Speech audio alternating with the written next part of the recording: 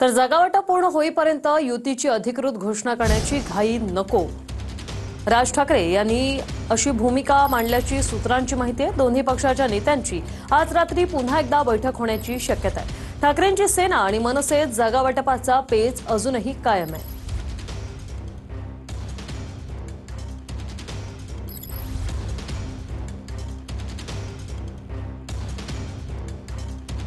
राज ठाकरेंची भूमिका काय पाहूया। जागावाटप पूर्ण होईपर्यंत युतीची अधिकृत घोषणा करण्याची घाई नको, राज ठाकरेंची भूमिका असल्याची सूत्रांची माहिती। ठाकरेंची सेना आणि मनसेत जागावाटपाचा पेच अजूनही कायम, सूत्रांची माहिती। माहीम, शिवडी, विक्रोळी, भांडूप, जोगेश्वरी आणि दिंडोशीतील जागावाटपाचा पेच कायम असल्याचं सूत्रांमार्फत कळतंय। 10 ते 15 जागांचा पेच अजूनही कायम, सूत्रांची माहिती। मातोश्री, शिवतीर्थवर दोन्ही नेत्यांच्या बैठका पार पडल्या तरीही हा पेच सुटेना, सूत्र। दोन्ही पक्षाच्या नेत्यांची आज रात्री पुन्हा बैठक होण्याची शक्यता आहे।